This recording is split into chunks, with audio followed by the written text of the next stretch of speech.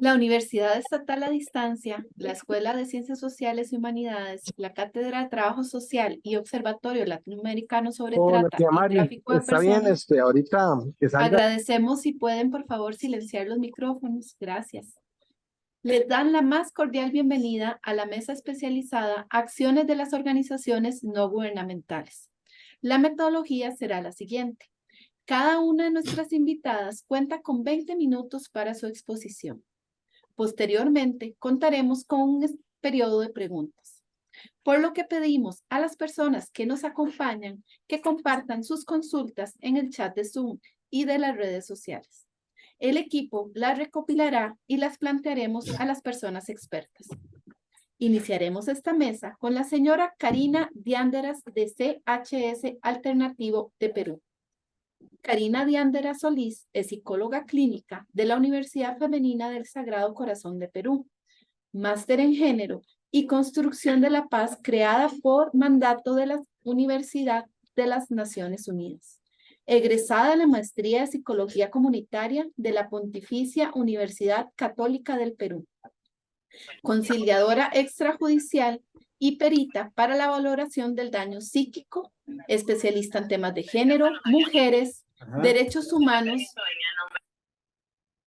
situaciones post-conflictos armados, violencia contra la mujer y desastres naturales, poblaciones rurales, urbano-marginales y minoría étnica. Cuenta con más de 20 años de experiencia de trabajo de acompañamiento a víctimas de tortura y otras formas de violencia intencional. Es coordinadora del Centro de Atención Legal y Psicosocial de Capital Humano y Social Alternativo. Doy la palabra a la señora Diánderas y le recuerdo que tiene 20 minutos para su exposición. Faltando alrededor de 2 minutos, le haré un recordatorio. Muchas gracias. Muchas gracias por la presentación y por la oportunidad de poder compartir en este congreso con todos ustedes. Reciban el saludo cordial de CHS Alternativo. Nosotros somos una organización especializada en la protección de los derechos humanos de las personas, en particular de las mujeres, niñas, niños y adolescentes que están en situación de vulnerabilidad a causa de la trata de personas, la explotación sexual, el trabajo infantil, el trabajo forzoso. Nosotros estamos basados en Perú, tenemos nuestra oficina madre en Lima y también tenemos presencia en 4 regiones al interior del país, pero nuestro alcance es a nivel nacional a través de los distintos proyectos e instituciones aliadas con las que tenemos acuerdos y nos derivan casos. En CHS Alternativo nosotros buscamos alternativas y prácticas y formas de intervención para fortalecer la protección y la asistencia a las víctimas desde una postura de complementariedad a los servicios que da el Estado. Es bien importante resaltar esto porque nosotros no reemplazamos al Estado, por el contrario, estamos en una constante exigencia de las obligaciones que tiene el Estado frente a la trata de personas.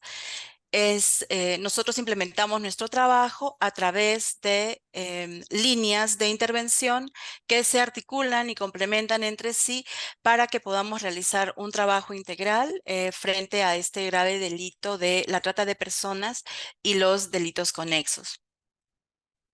En Perú, al igual que muchos países de América Latina, cuenta con una normativa respecto de la trata de personas, ¿no? Partimos desde este paraguas que nos da el protocolo de Palermo y nuestra normativa interna se ha ido adaptando a lo que este estipula. Contamos con una política nacional frente a la trata de personas y sus formas de explotación, que propone el abordaje de la problemática desde los diversos organismos públicos, ¿no? Contamos también con un protocolo intersectorial para la prevención y persecución del delito, la protección, la atención y la reintegración de las víctimas de trata de personas, ¿no? Que establece las pautas para la articulación de las acciones desde los distintos niveles de gobiernos y los distintos sectores, ¿no? También a nivel de los ministerios existen protocolos intrasectoriales como el del Ministerio de la Mujer, ¿no? Que cuenta con este instrumento para la prevención, la detección, la atención y la reintegración de personas afectadas por el delito de la trata de personas, de acuerdo a sus competencias y funciones, ¿no? Y también tiene directivas que establecen los procesos técnicos para la protección integral de las niñas, niños y adolescentes en situación de desprotección.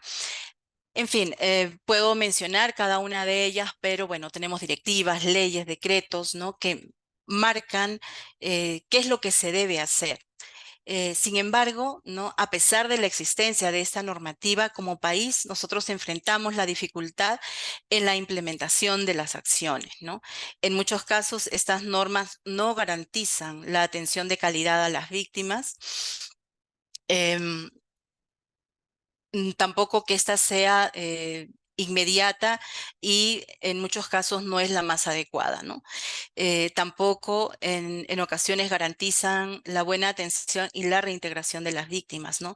Como ejemplo, yo puedo citar, ¿no? Algunos vacíos que tenemos en la atención adecuada, por ejemplo, en víctimas varones y comunidad LGTBIQ, víctimas que pertenecen a este grupo, y en el caso particular también de las migrantes que enfrentan situaciones de gran complejidad, como la trata de personas, que está ahora más relacionada al crimen organizado, ¿no? Entonces, es en este escenario que CHS Alternativo trabaja desde estas 6 líneas de intervención que podemos ver en la pantalla, y a través de ellas lo que buscamos es alternativas prácticas y formas de intervención para fortalecer la protección y la asistencia a las víctimas, siempre desde una postura de complementariedad a los servicios que debe implementar el Estado.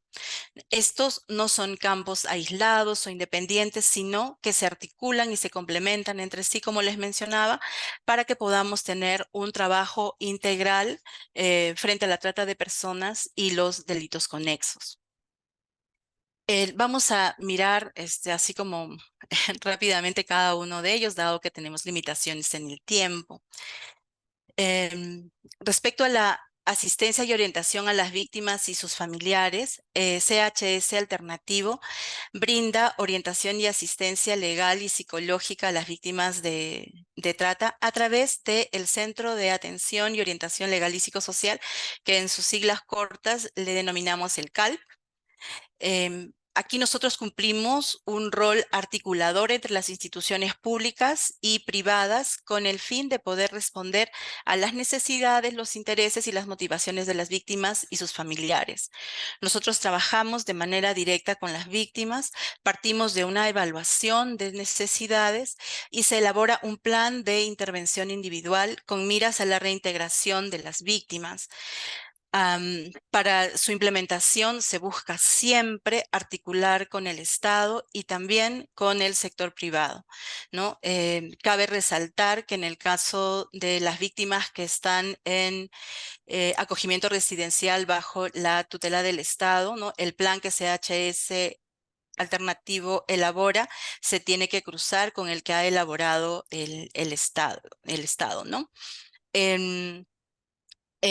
Nosotros a lo largo de los años venimos trabajando en esta atención a las víctimas y los familiares, y hemos construido un protocolo del Centro de Atención y Orientación Legal y Psicosocial que guía los procedimientos y la atención a las sobrevivientes. O sea, todo esto está protocolizado, contamos con rutas de atención, ¿no? Y un modelo de atención.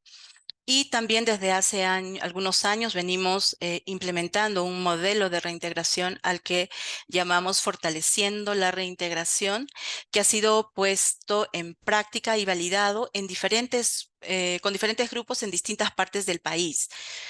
Este programa busca el desarrollo y el fortalecimiento de capacidades, inicia con espacios de acompañamiento que buscan fortalecer el proceso de recuperación de las víctimas, y posteriormente se trabaja también iniciativas de empleabilidad y emprendimiento con miras a la reintegración. Este modelo, por ejemplo, de reintegración está en este momento en un proceso de transferencia al Programa Integral Nacional de Bienestar Familiar, el INABIF, y será un instrumento que se va a aplicar en todos los centros de atención residencial que hay en el país. Ahora, además de este trabajo directo que hacemos con las víctimas, ya sea porque ellas acuden a nuestro centro o porque son derivadas por el Estado y están en algún centro de acogimiento residencial, también trabajamos en articulación con el Estado para mejorar la asistencia a las víctimas, ¿no? Entonces, en algunas ocasiones hemos llegado a implementar ambientes de protección como los centros de acogimiento residencial para que sean unos espacios más amigables y donde las víctimas puedan tener una mejor atención.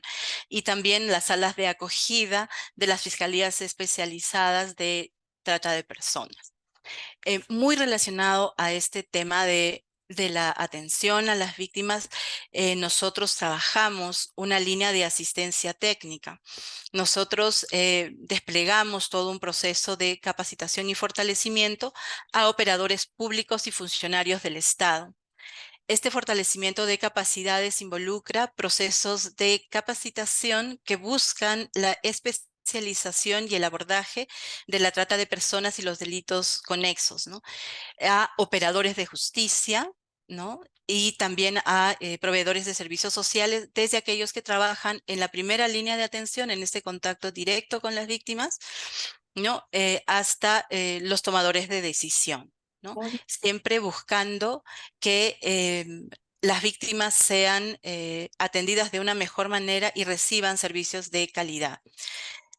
Em, la asistencia técnica incluye también la creación de instrumentos para mejorar la gestión de las políticas públicas relacionadas a la trata de personas. Entonces nosotros trabajamos, por ejemplo, en la producción de documentos especializados, como por ejemplo guías, kits de herramientas, instrumentos para los sectores del Estado que deben atender a las víctimas y siempre con esta mirada de poder transferirlos al Estado, ¿no? Que puedan convertirse en instrumentos que el Estado puede hacer suyos y emplearlos. Por citar un ejemplo, ¿no? Hemos trabajado en la adaptación del protocolo intersectorial nacional a algunas regiones donde de manera específica se señalan cuáles son las instituciones y los sectores que deben responder a nivel regional y local, ¿no? Para implementar las acciones de prevención, atención, protección y reintegración para las víctimas, ¿no? Y también desde esta línea se impulsan espacios locales de articulación, como son las mesas y grupos de trabajo, que ya realizan acciones articuladas para una mejor atención a las víctimas. Esto, bueno, no lo hemos conseguido en todas las regiones, pero sí en algunas de ellas, ¿no? Un aspecto muy importante que quiero resaltar en el que incidimos permanentemente en este proceso de asistencia técnica y fortalecimiento de capacidades es en la transversalización del enfoque centrado en la víctima a lo largo de todo el proceso, ¿no? Desde el rescate, la recuperación, la atención y la reintegración de las víctimas, ¿no? Entonces, como hemos visto, eh, va a cobrar peso la gestión del conocimiento en este proceso de atención, ¿no? A partir de todo este trabajo que nosotros realizamos en el CALP, en el Centro de Atención y Orientación Legal y Psicosocial, y toda la asistencia técnica también que brindamos a los operadores del Estado, es que realizamos acciones de observación, de escucha, y vamos recopilando información y analizándola para poder profundizar en el conocimiento del delito de la explotación humana, de la trata de personas.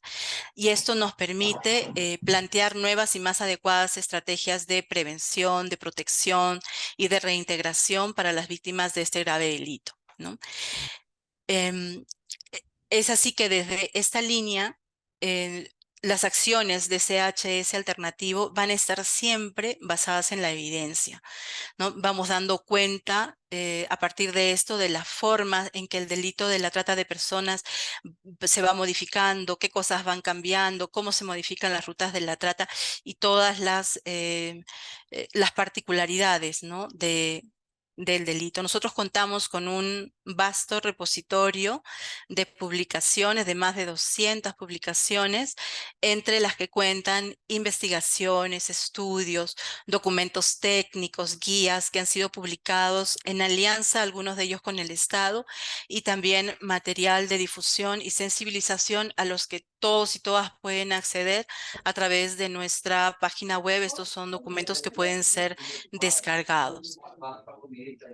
En, Adicionalmente a estas líneas de que están relacionadas con la atención de las víctimas y sus familiares, CHS Alternativo cuenta con otras líneas estratégicas, como por ejemplo esta que podemos ver ahora, que es la auditoría social.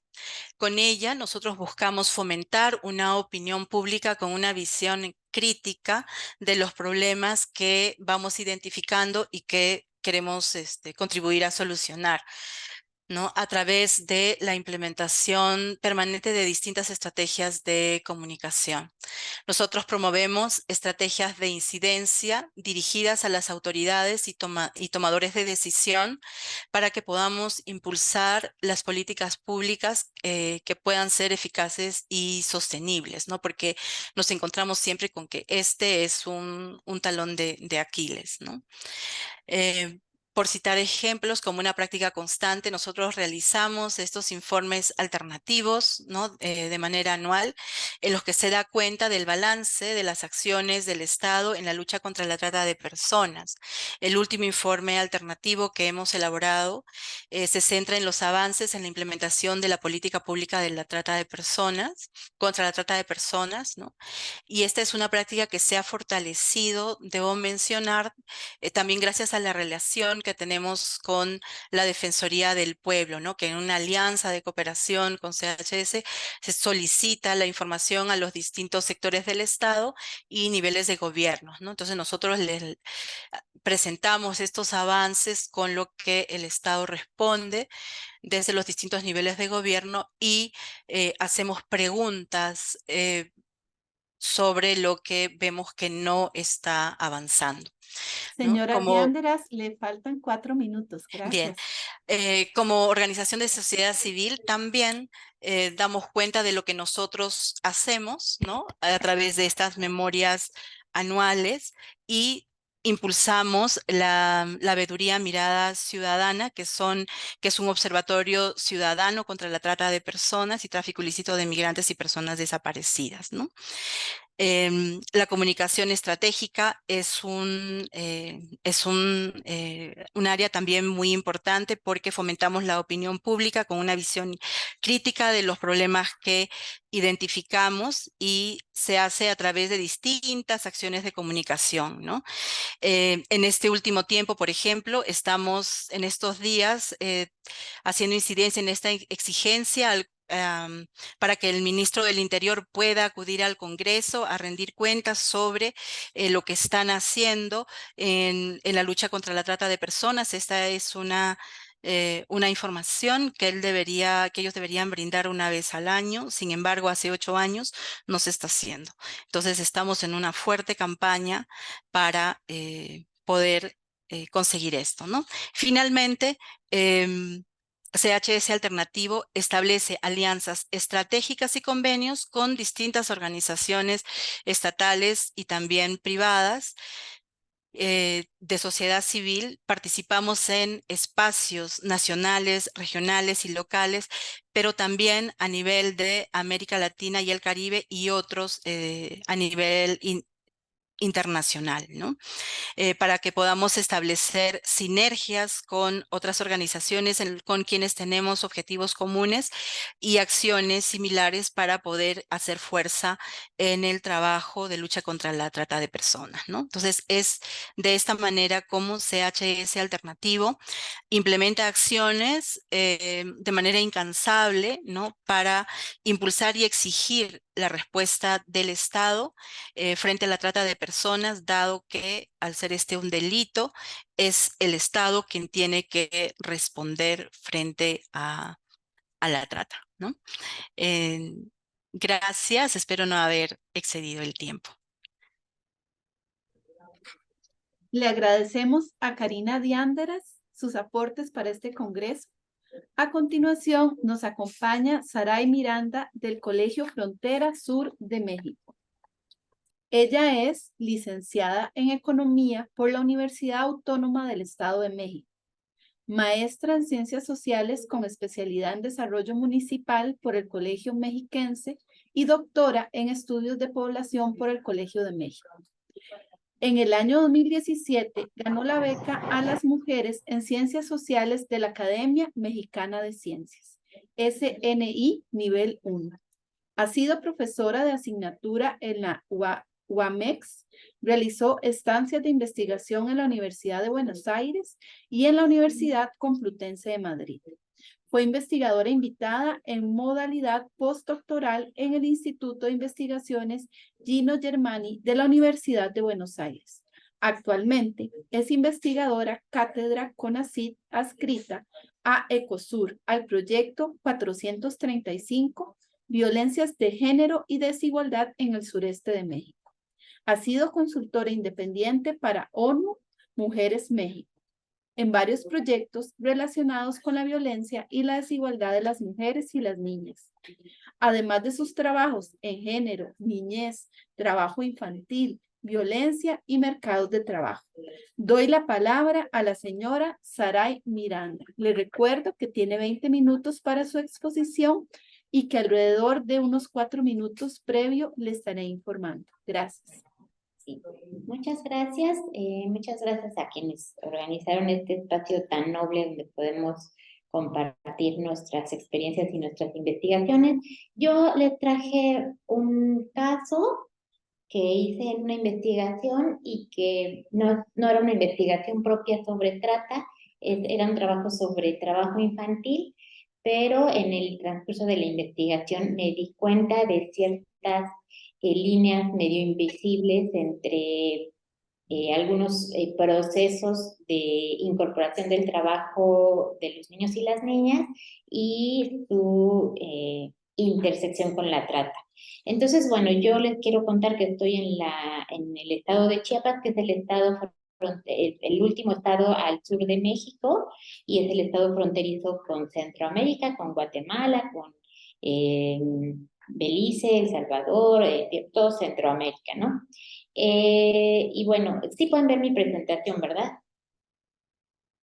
Yo hice una investigación sobre trabajo doméstico que realizan niñas y niñas inmigrantes alrededor, bueno, lo hice en Chiapas, pero bueno, revisé la literatura de este fenómeno alrededor del mundo y bueno, lo que se sabe es que este trabajo de los niños y las niñas el trabajo doméstico se inserta en las tendencias actuales que permiten que se internacionalicen las tareas domésticas y de cuidado y que sean asignadas a trabajadores y trabajadoras inmigrantes, la mayoría de ellos caracterizados por portar marcadores sociales como el género, la etnia, la condición migratoria y la edad. Y bueno, otro fenómeno que permite el trabajo de los niños y las niñas en el ámbito doméstico es algo que conocemos ahora como las cadenas globales de cuidado, que se sustentan en la interrelación tanto en la división sexual del trabajo como del origen migratorio de las mujeres, las jóvenes y las niñas que realizan estas tareas, porque la población nativa ya no se encuentra dispuesta a realizar este tipo de actividades en función de las desfavorables condiciones laborales y económicas que presenta esta rama de actividad. Además de que, bueno, es un trabajo que tiene un escaso prestigio social y que además tiene características de situaciones de servilismo y miseria.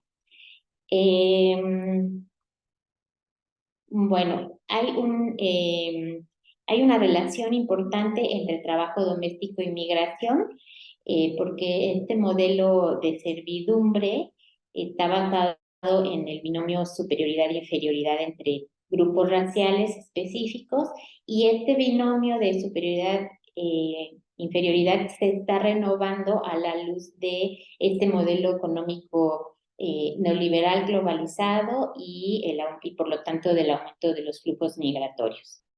Y bueno, como les decía, Chiapas está ubicada en la frontera sur de México, Esta frontera es una de las más peligrosas del mundo. Las propias autoridades mexicanas han reconocido que en esta frontera hay altos índices de inseguridad para los inmigrantes, entre otras razones, pues por la presencia cada vez más extendida de redes del narcotráfico, pero también por las propias políticas del Estado. Y bueno, las políticas públicas actuales en materia de migración están muy amarradas a las políticas relacionadas con la prohibición del trabajo de los niños y las niñas y están justificadas también en función de erradicar la trata de personas. Y son políticas públicas que además obedecen a un imperativo internacional de ordenar las migraciones y de que las migraciones no tienen que ser desordenadas ni informales, sino que tienen que ser ordenadas, ¿no?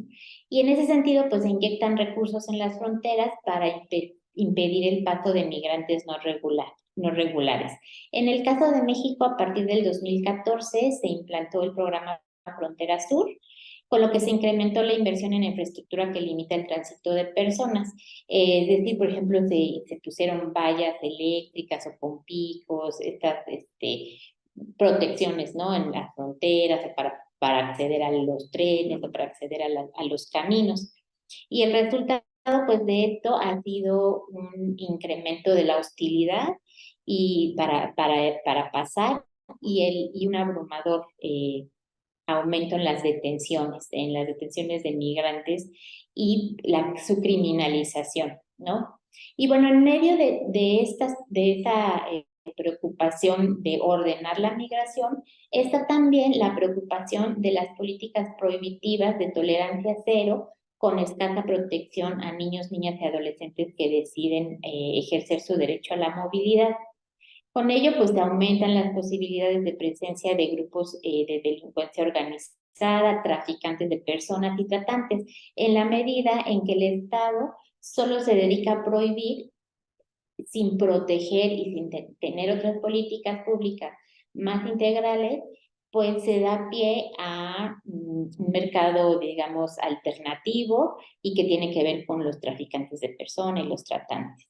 Pero no solo eso, sino que ahora el Estado mexicano, desde hace unos cuantos años, está muy preocupado por ese tipo de migraciones internacionales y ha descuidado otro tipo de migraciones que siguen vigentes y han quedado completamente invisibilizadas, por ejemplo, la inmigración interna.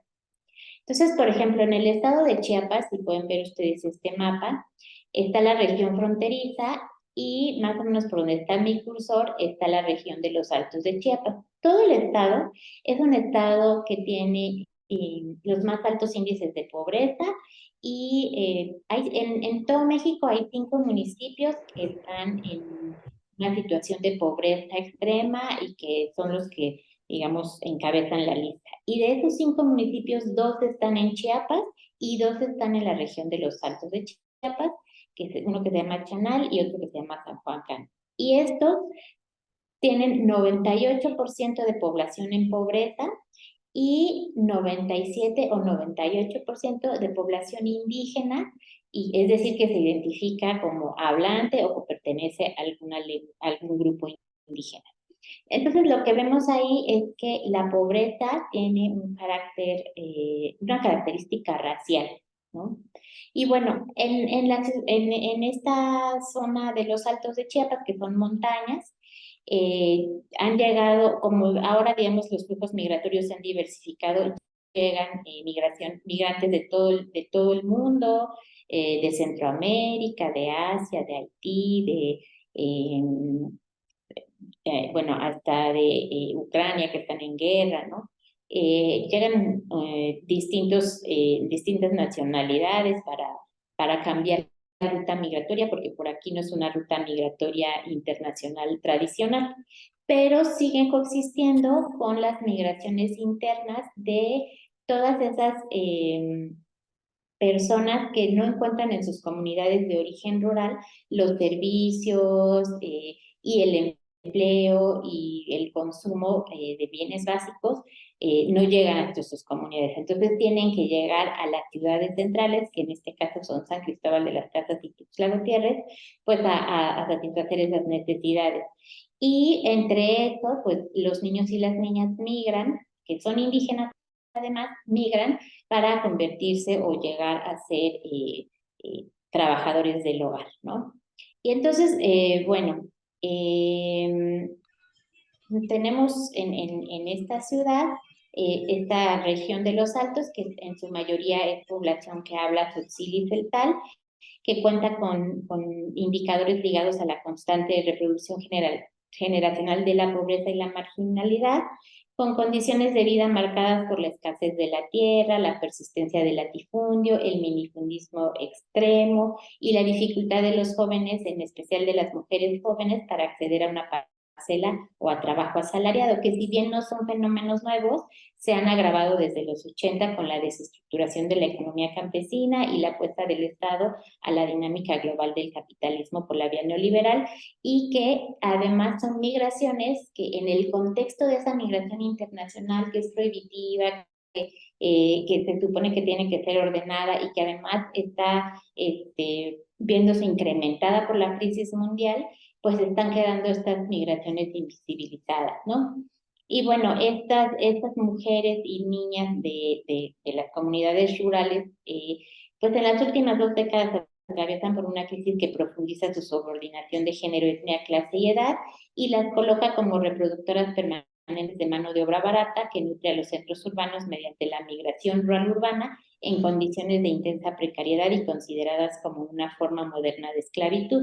Y bueno, la ciudad de San Cristóbal de las Casas es un centro económico y comercial de la región de los Altos, donde pueden tener acceso a ciertos servicios y constituye una de las pocas opciones para obtener empleo e ingresos económicos para la población rural que tiene que movilizarse de sus comunidades, ¿no? Y bueno, aquí hay unas fotos de la ciudad donde dice que capté en las casas de la ciudad, que son muy comunes, dice, se solicita una muchacha y una muchachita, las dos de planta para trabajar acá. Aquí, otro, se solicita chamaquito con ganas de trabajar tiempo completo. Chamaquito es niño acá. Y se solicita chamaca, bueno, también es niña, ¿no? Y bueno, es donde yo, si bien hay un montón de modalidades en que se insertan las niñas y los niños en el trabajo doméstico, estos niños indígenas e inmigrantes, pues sí encontré una línea invisible entre el trabajo infantil y la trata, sobre todo en el trabajo doméstico, ¿no? Por ejemplo, la cultura del encierro frente a lo pobre, lo indígena y lo considerado como peligroso, el confinamiento y el aislamiento en espacios considerados del ámbito de lo privado, por lo que está fuera del alcance de la intervención del Estado, el disciplinamiento de los cuerpos para tenerlos a total disposición de otros sujetos en mayor jerarquía social. Acá les tengo un anuncio que sale en el periódico local y salen muy constantemente de toda la República Mexicana, que ponen solicito empleada doméstica para trabajar en Monterrey. Monterrey es un estado al norte que es de México y que es considerado de los más importantes en términos económicos. Y bueno, lo que les pagan de manera semanal incluye hospedaje y alimentos y traslado en avión. Esto pues digamos, hay una costumbre importante aquí en México en la que se cree que son las mujeres indígenas y las niñas indígenas las que tienen que hacer el trabajo doméstico, y por eso se solicita acá para que vayan a cualquier otro estado de la República, pero también puede ser una forma de enganchar para la trata de personas, ¿no? Y bueno, yo entrevisté a niñas y niños que trabajan en el servicio doméstico y identifiqué una modalidad que son trabajadoras de planta, es decir, las que se quedan a dormir, que están todo el día ahí y que además no existen a la escuela, y entre ellas encontré a 4 en situación de encierro, bajo llave o bajo candado, que sería como la expresión más clara de una modalidad, de cierta modalidad de trata de personas, ¿no?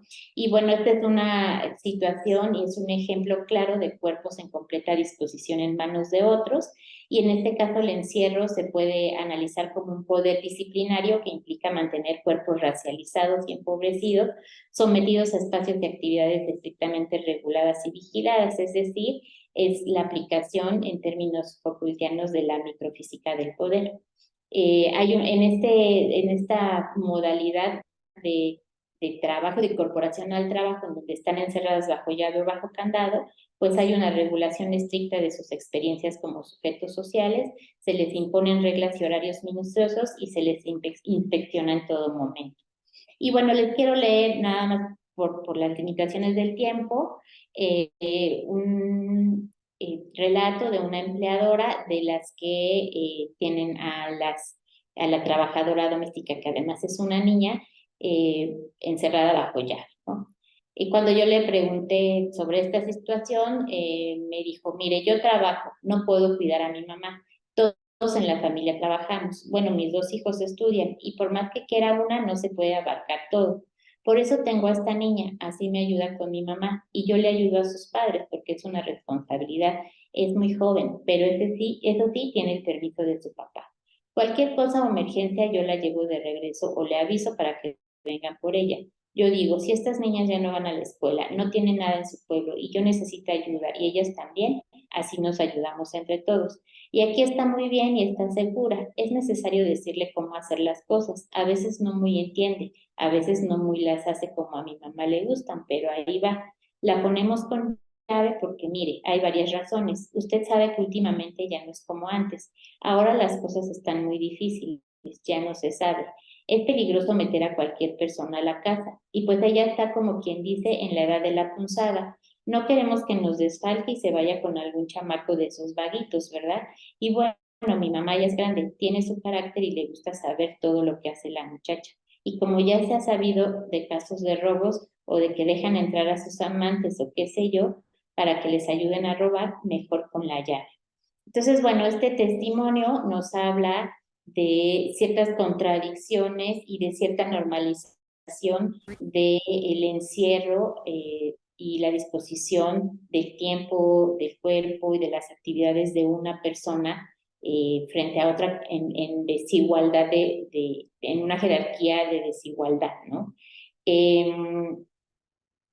Y bueno, es donde yo pude analizar cómo hay formas culturales y estrictamente pues coloniales en los que se ha normalizado el servilismo y esto pues se manifiesta en una eh, trata de personas, ¿no? Y bueno, este caso y los otros casos de las niñas en encierro, pues es un ejemplo de múltiples violencias a partir de sus características identitarias. También es un ejemplo de la vigencia y renovación de los aparatos de vigilancia, castigo y represión en el orden de lo doméstico y lo privado. Y pues porque mantener en condición de encierro a una niña de 13 años es una medida con varias funciones. Por un lado, supuestamente se protegen los recursos materiales de la vivienda, como el dinero, comida, despensa, objetos de valor, y por otro lado, hay disponibilidad de tiempo completo de una persona al servicio de las necesidades de otras en mayor jerarquía social. Además, se modela según las necesidades y exigencias del trabajo. Y bueno, el hecho de que una niña esté disponible las 24 horas del día para la realización de tareas domésticas y de cuidado asegura en cierta medida la continuidad de un sistema social de relaciones jerárquicas basadas en distintas discriminaciones. Y bueno, yo dejaría hasta acá abierto para las preguntas y los comentarios, pero me gustaría cerrar con esta frase que tienen los niños y las niñas que están trabajadores organizados, que los derechos humanos serán con las niñas y los niños o no serán. Y pues muchas gracias. No sé si me pasé de tiempo. Hizo, señora Saray, un excelente uso del tiempo. Le agradecemos muchísimo por su exposición.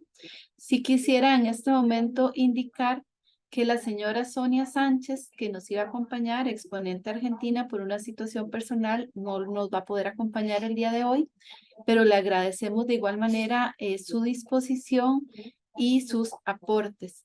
Nosotros y nosotras estamos ahorita entonces iniciando el proceso de consultas para precisamente finalizar este espacio con la reflexión y el análisis que vamos a hacer de las importantes exposiciones que nos han brindado ambas expositoras. En este sentido, es bien importante hacer tal vez una síntesis muy breve, ¿verdad? De lo expuesto, tanto por la señora Diánderas, en la que precisamente nos dio una exposición amplia de la complementariedad de los servicios que brinda CHS Alternativo a los servicios del Estado precisamente en relación a la protección y asistencia de las personas víctimas. También todo el proceso tanto de trabajo a nivel de comunicación estratégica, elaboración de documentos, la auditoría social que permite precisamente la opinión y crítica de las personas y precisamente esa transversalización del enfoque que ella nos mencionaba en relación a centrarse en la persona víctima y la exposición de la compañera Saray Miranda en relación a la situación migratoria y de trata, específicamente de niños, niñas migrantes. Y ella también nos mencionaba un concepto muy interesante asociado a las cadenas globales de cuidado y precisamente cómo este concepto viene a sostener la división sexual del trabajo como un origen migratorio desde este trabajo doméstico y la migración y cómo el mismo también a partir de más bien de una serie de acuerdo a lo que ella nos mencionaba, de acciones en la frontera sur de su país en México, más bien se ha vuelto un espacio prohibitivo, pero no necesariamente de protección, nos mencionaba en este sentido, y qué acciones en esa parte son necesarias. A partir de esta síntesis y también evidentemente del último relato que ella nos comparte desde la misma vivencia de una niña indígena migrante y del espacio que ha tenido en el que sus derechos humanos han sido violentados, tenemos una serie de consultas y preguntas que queremos compartir con ambas panelistas el día de hoy. La primera sería, importancia del abordaje, esta sería para la señora Karina Diánderas de Perú, y tiene que ver con la siguiente consulta. En su criterio, ¿considera que la atención de población migrante, trata y tráfico por parte de las ONG en Perú es una forma de organización de la sociedad civil o es el resultado de la falta de atención del Estado en la materia que conlleva a que las personas tengan que asumir dicha responsabilidad? Le agradecemos mucho a la compañera si nos puede dar respuesta a esta consulta. Gracias.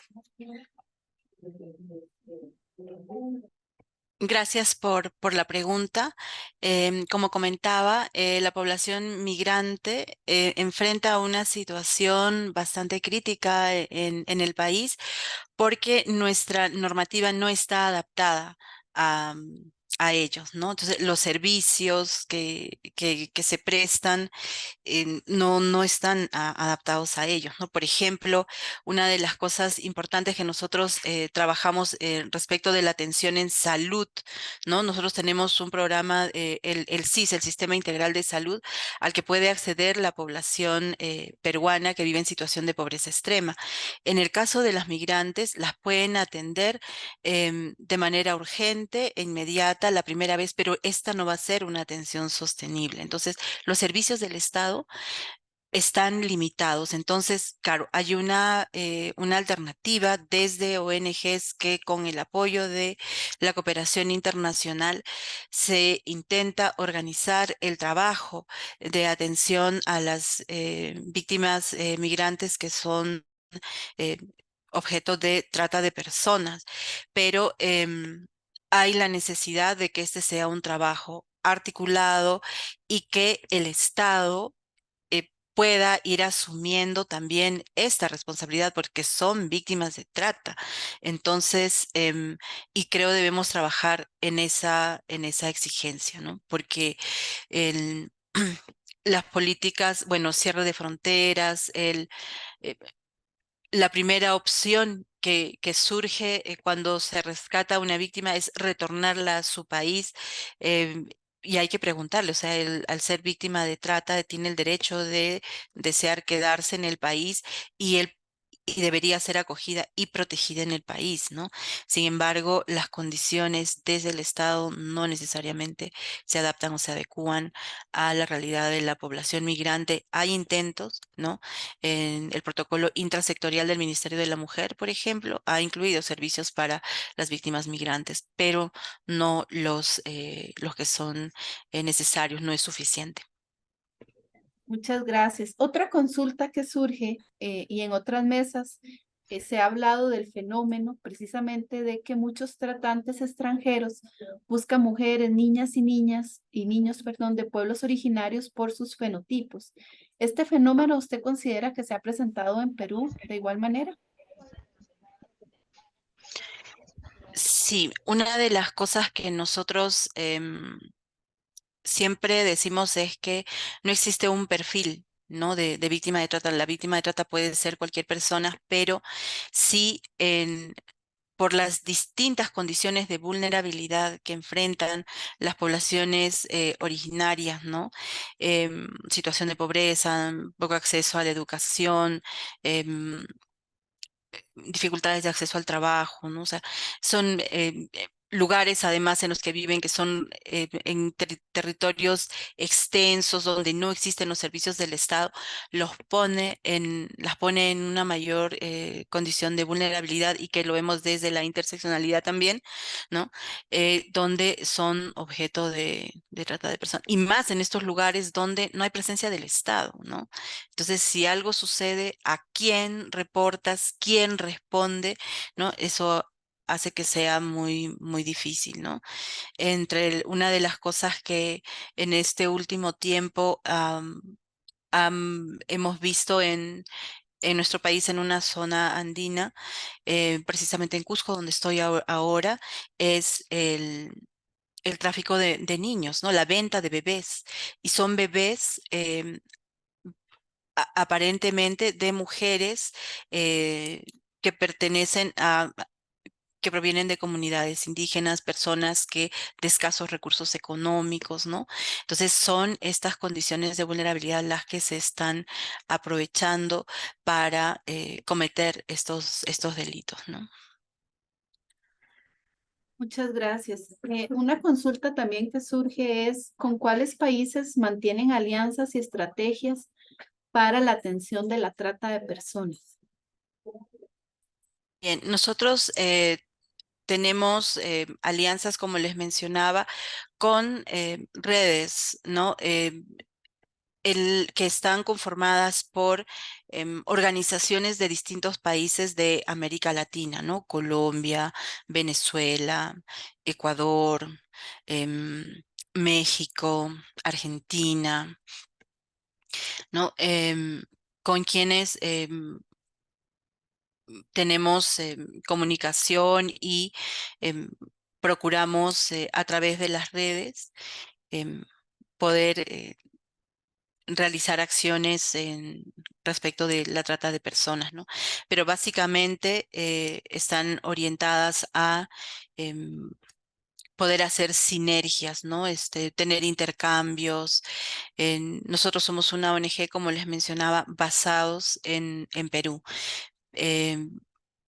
Pero sí cogemos el apoyo de organizaciones cuando, por ejemplo, hay una víctima peruana que es hallada fuera del país o cuando extranjeras son rescatadas en Perú, ¿no? Donde también articulamos y vemos si son repatriadas para que se pueda hacer un seguimiento de los casos, ¿no? Desde su experiencia, y bueno, usted evidentemente también nos ha hecho un análisis precisamente desde la estructura social y desde la interseccionalidad, precisamente también muy importante para este espacio de análisis y discusión. ¿Cuáles son esas principales limitantes existentes para la atención e intervención de la trata de personas? A ver. Yo creo que tiene que ver con la complejidad de la trata de personas. Puedo opinar desde la realidad del país, donde las víctimas tendrían que ser atendidas, o la trata de personas tiene que ser mirada desde las distintas aristas y desde de los distintos sectores del gobierno, y que estos puedan trabajar de manera articulada. O sea, esta ansiada articulación está puesta en un protocolo, pero no en todos los lugares se llega a articular. Es más, dentro de un mismo ministerio, por ejemplo, el Ministerio de la Mujer, donde existen distintos órganos y unidades orgánicas, ¿no?, que deberían trabajar de manera articulada entre ellos, no lo hacen. Ha sido necesario hacer un protocolo intrasectorial contra la trata de personas, para que cada uno vea dónde es que tiene que actuar. A veces ni siquiera dentro de un mismo sector, y no me refiero solamente a mujeres, sino que de distintos sectores dentro de un mismo sector, no saben qué es lo que le corresponde hacer a otra oficina u otra dependencia de este sector, ¿no? Entonces, si al interior de un sector no hay esta comunicación, mucho menos en relación a los otros, ¿no? Y el gran problema que tenemos en Perú es el presupuesto, ¿no? El Estado no está asignando un presupuesto suficiente para la lucha de la trata de personas. Es más, de acuerdo a las aproximaciones hechas, lo que se invierte es 12 centavos de sol por peruano para la lucha contra la trata de personas. Eso en Perú no alcanza ni para comprar una pieza de pan, ¿no? Entonces, sin un presupuesto, esta política nacional que nosotros tenemos, que marca funciones, no puede ser implementada, ¿no? Eh, y ahí es que nosotros, por ejemplo, cuando las instituciones del Estado nos solicitan algunos apoyos porque les falta el presupuesto, porque además hay toda una burocracia, ¿no?, para algo tan sencillo como comprar, por ejemplo, un kit de emergencia para las víctimas que han sido rescatadas, ¿no? Están las jóvenes con la ropa chiquita, con frío, con hambre, con sed, y no hay el presupuesto para darles de comer, ¿no? Y están en una comisaría esperando a que les recojan su manifestación, y alguien tiene que proveer eso de manera inmediata, ¿no? O sea, no se pueden cubrir ni siquiera esas necesidades inmediatas, y muchas veces pues todo el trabajo que se debe hacer con ellas tampoco, ¿no? Si no hay un presupuesto, no hay un proceso de fortalecimiento tampoco al interior de los profesionales que son contratados y que deberían ser especializados, porque sabemos que la trata de personas va a dejar secuelas particulares en las personas, sobre todo dependiendo del tiempo de la explotación, ¿no? Le agradecemos mucho la transparencia con la que nos ha problematizado esta situación, realmente, como usted dijo, tan compleja. Y ahí es donde precisamente cuando usted mencionaba la línea de fortalecimiento de las capacidades para las personas que también están en procesos de trabajo con las personas que están enfrentando esta situación, es tan importante, y esa generación de instrumentos y de documentos que ustedes han desarrollado, porque realmente también están incidiendo en la formación que es tan relevante y tan necesaria en este tema. Hay dos consultas más en el chat para poder luego continuar también con nuestra otra ponente, y que son las siguientes. Le voy a mencionar las dos para que usted nos pueda dar su aporte en relación a las mismas. Nos indica una de las personas en el chat que en Costa Rica las víctimas de trata deben acreditarse como tal, y para eso debe estar vinculado a la parte legal, es decir, que se acredite el delito como tal. En Perú se da esta misma situación, principalmente en el tema de esta vinculación. Y la otra consulta es que, con base a lo que usted nos ha comentado el día de hoy y a la experiencia que ha compartido, usted considera o nos ha mencionado que tienen un trabajo en red principalmente con países a nivel latinoamericano. y consultan que si ese trabajo en red también se ha visualizado cuando las víctimas, por ejemplo, se trasladan a Europa, que es el continente a donde muchas veces en forma de adopción también se da este tema. Entonces, son dos inquietudes que han surgido en el chat y que queríamos escuchar sus aportes. Muchas gracias. Bien, gracias. En, en el caso de Perú no es que las víctimas tengan que acreditarse. Lo que, lo que ocurre, lo que tenemos es el delito de trata de personas que está tipificado en nuestro Código Penal y los delitos conexos, ¿no? Que desde la parte legal se determina cuál es el delito que se ha cometido con la persona, pero de pronto guarda un poco de relación esto que ella dice cuando se refiere a acreditar a las víctimas para que ellas puedan acceder a servicios.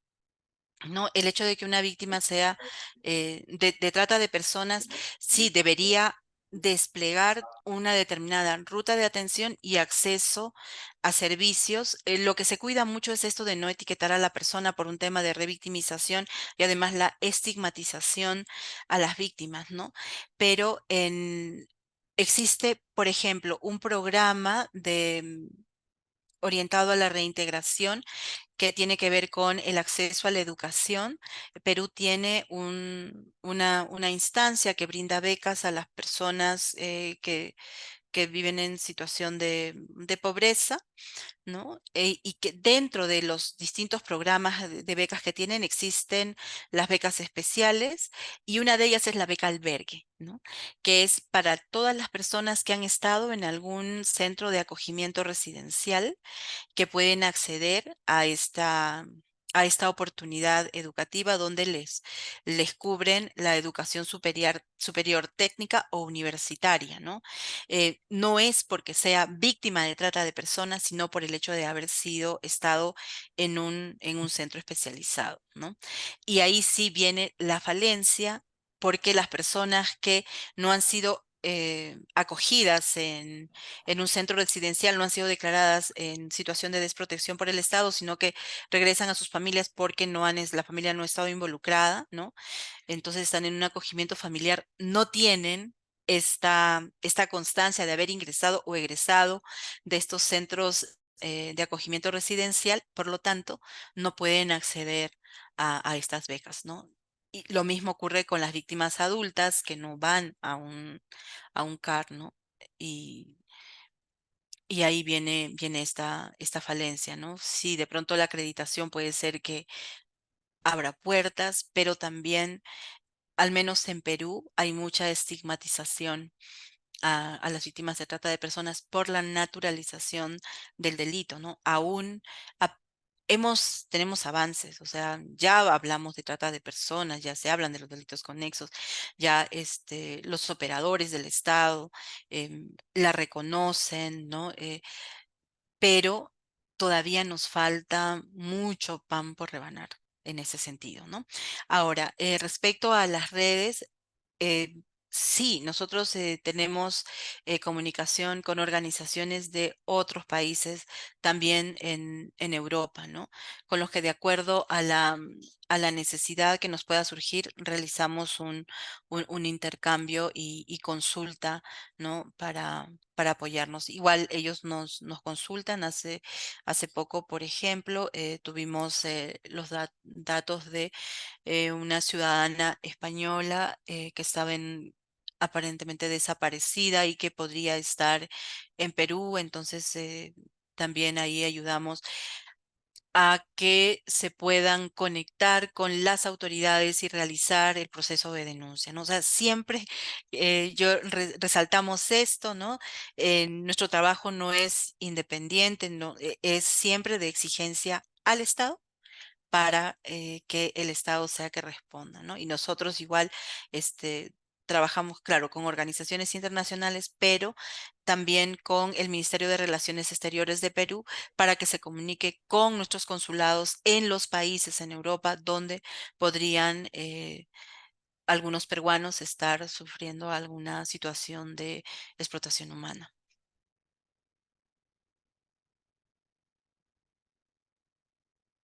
Le agradecemos mucho a Karina Diándares por precisamente ampliarnos estas consultas que se han planteado, que creo que nos permiten globalizar aún más todas las respuestas amplias que usted nos ha dado. Muchísimas gracias. Vamos a iniciar la sección de consultas en relación al tema de la crisis migratoria y el abordaje con niñez migrante y mujeres que nos ha expuesto la ponente Saray Miranda. En este sentido, tenemos algunas consultas que nos gustaría mucho poder escuchar su respuesta. La práctica del trabajo doméstico realizado en México por parte de la población indígena ha llegado, como usted lo ha mencionado, incluso a ser una práctica cultural aceptada, hasta defendida, digamos, se notaba en el texto que usted nos compartía desde hace varias décadas. En su criterio, ¿se podría afirmar que esas formas de trabajo han sido una forma de trata? Ay, perdón, tenía que abrir mi micro. A ver, yo por esto creo que hay que establecer, pues digamos, una diferenciación, ¿no? A mí me parece que cuando están encerradas, que no ejercen su derecho a la movilidad cotidiana, es una forma de trata. Después, cuando ellas, las niñas y las adolescentes que vienen en busca de oportunidades laborales y que pueden trabajar en ciertas condiciones y que les permite, por ejemplo, ir a la escuela, ahí no podríamos estar hablando de trata. De hecho,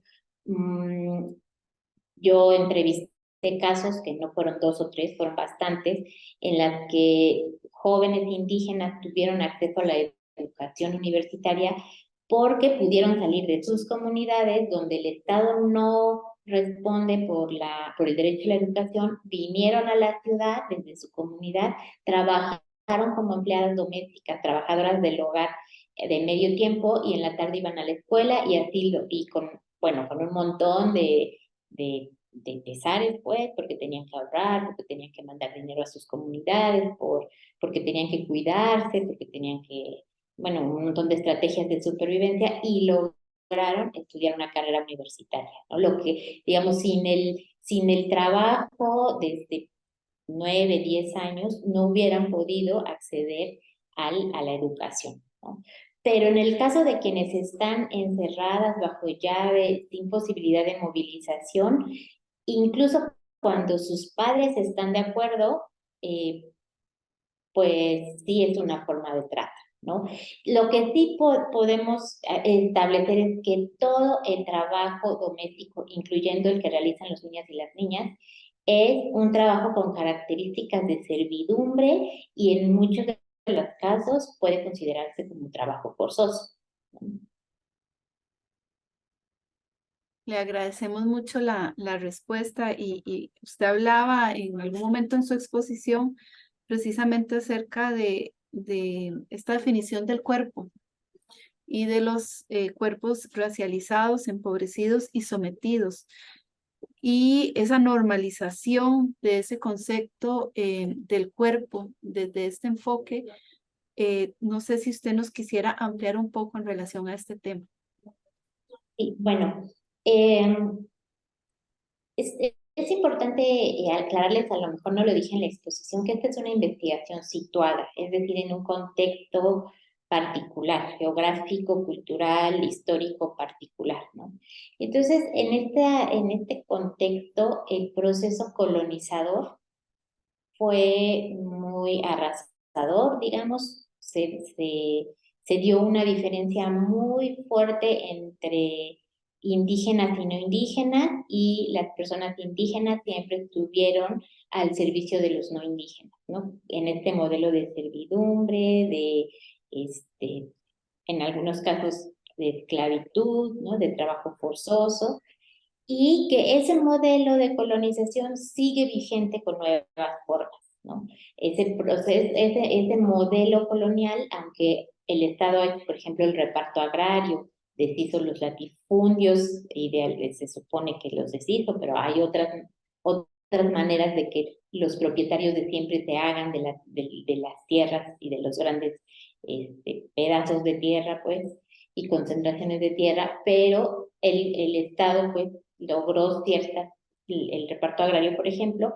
Sin embargo, sigue habiendo un imaginario en el que el no indígena es superior al indígena y por eso el indígena tiene que someterse a los peores trabajos. Uno de ellos es limpiar la mugre ajena, ¿no?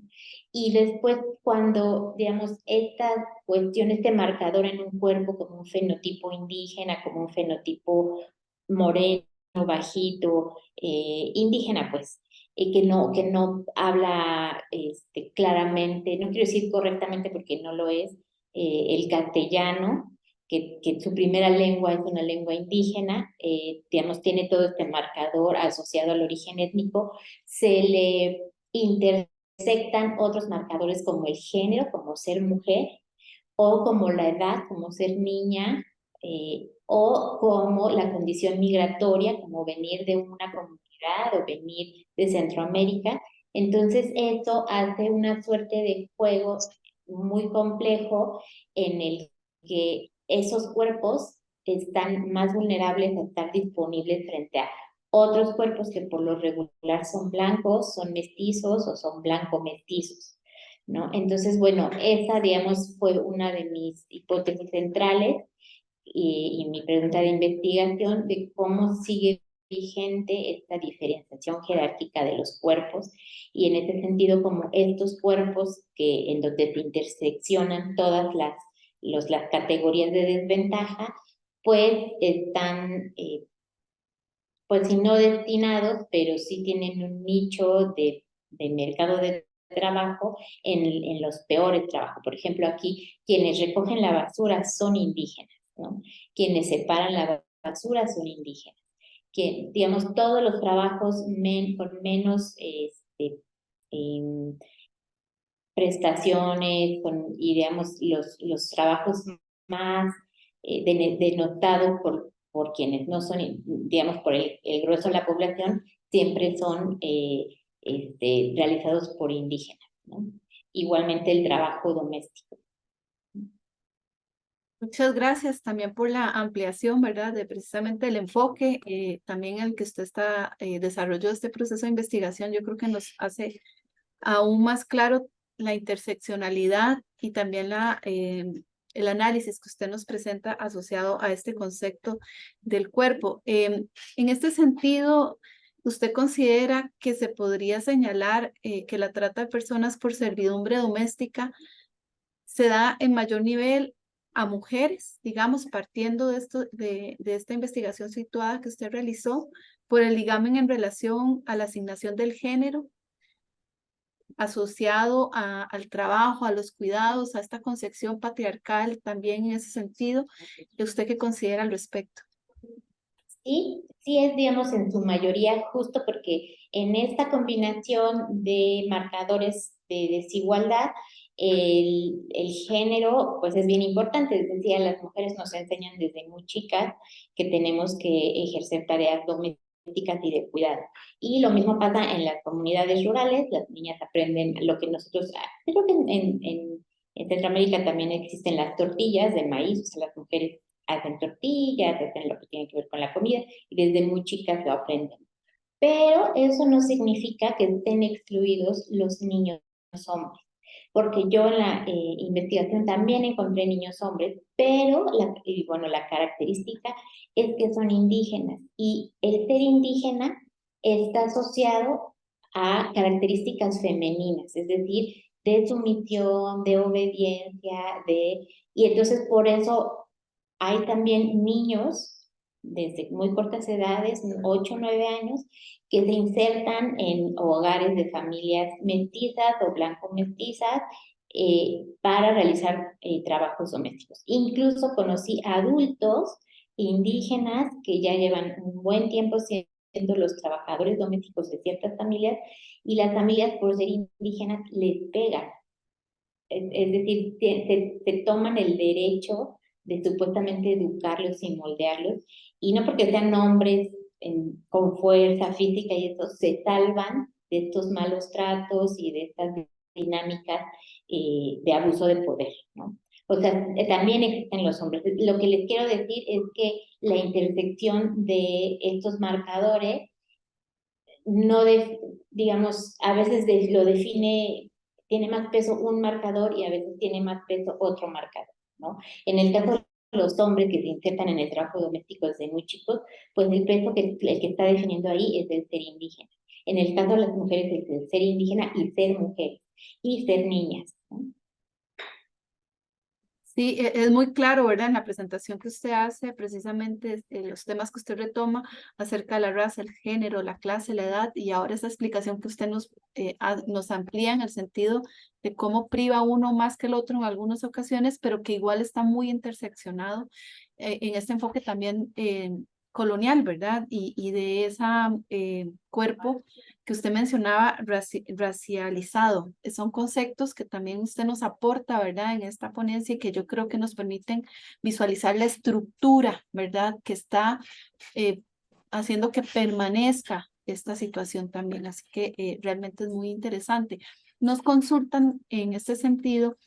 ¿Qué acciones conoce usted que se están realizando para disminuir el trabajo en las personas menores de edad? Y si existen espacios específicos de denuncia, protocolos en ese sentido, si usted nos podría contar un poquito al respecto. Bueno, el Estado mexicano, como todos los estados en Latinoamérica, ha firmado todos los convenios y todo lo que mandata la Organización Internacional del Trabajo y la UNICEF, ¿no? Para los derechos de las niñas y los niños. Nosotros somos un país que, digamos, la política de tolerancia cero, no tienen que trabajar los niños y las niñas. Y en esa política de tolerancia cero es lo que, digamos, en ese afán, por ejemplo, ahora que está tan amarrado el trabajo doméstico con las migraciones, y digamos, le ponen mucha atención a erradicar el trabajo y a ordenar las migraciones, pero ciertas migraciones y cierto trabajo. Por ejemplo, en el Plan Nacional de Desarrollo dicen no al trabajo infantil y va a haber sanciones a aquellos adultos que utilicen trabajo infantil, ¿no?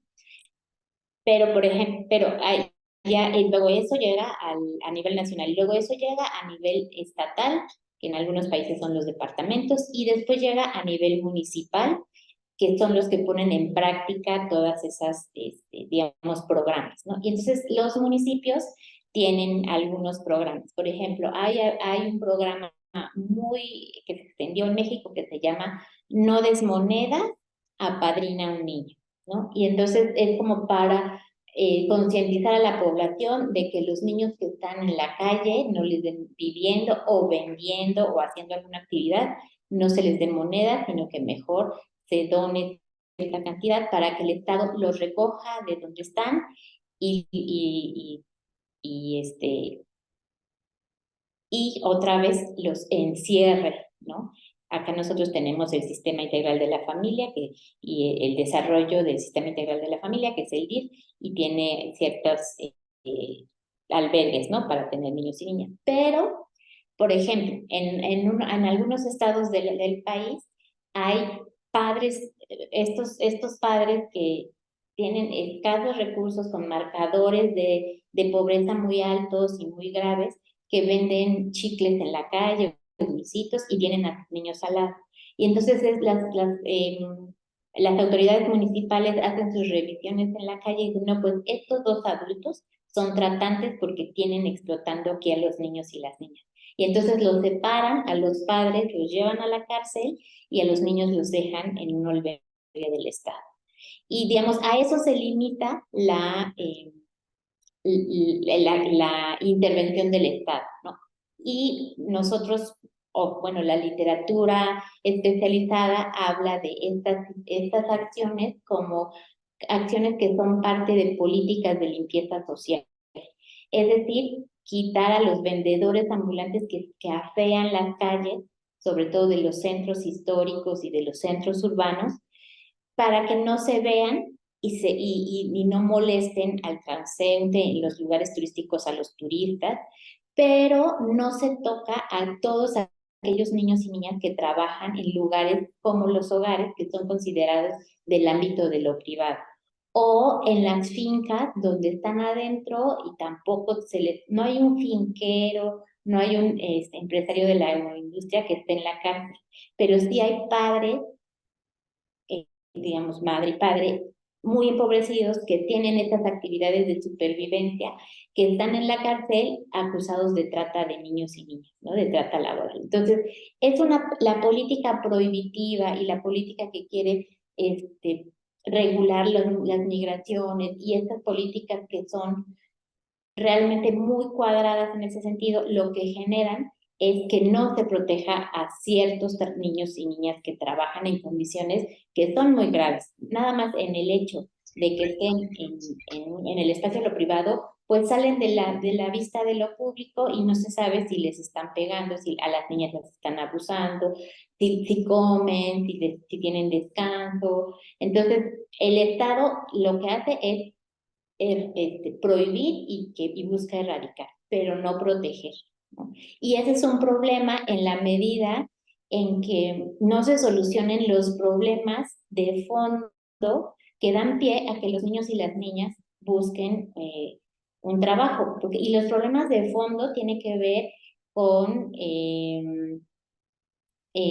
dotar de escuelas en las comunidades, dar becas para quienes estudian, dotar de servicios de salud, de infraestructura, porque a veces hay escuelas, pero las niñas me dicen, no voy a la escuela porque son 2 kilómetros a mi casa, entro a las 6 y a las 7 y caminar desde mi casa hasta las 6 de la mañana y si me pasa algo, pues no hay seguridad. Entonces mis papás no me dejan porque me puede pasar algo. O sea, también el Estado tiene la obligación de dotar de infraestructura y, digamos, toda una serie de servicios que son derechos de los niños y las niñas que tendrían que estar garantizados para que después, entonces, sí, si todo está garantizado y tienen, entonces sí prohíban el trabajo infantil. Pero en la medida de que estos niños no tienen para hacerse de una comida al otro día, ¿cómo puedes, pues, meter a la cárcel a sus padres?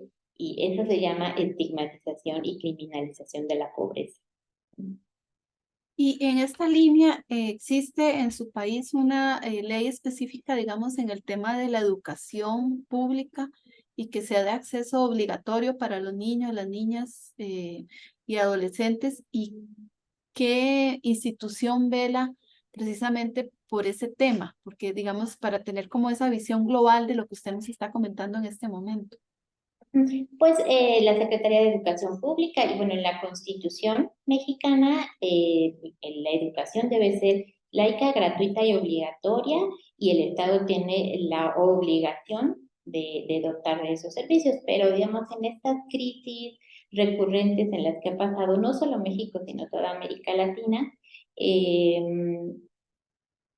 pues la disminución del papel del Estado, pues siempre, o sea, lo que hay es disminución de ingresos, de inyección de recursos, pues para educación, para salud, digamos, el DIF, que es esta institución que vela por los derechos de los niños y las niñas y de la familia, pues no tiene recursos, son trabajadores que trabajan de manera muy precaria, desconocen el contexto, no están sensibilizados, no están capacitados.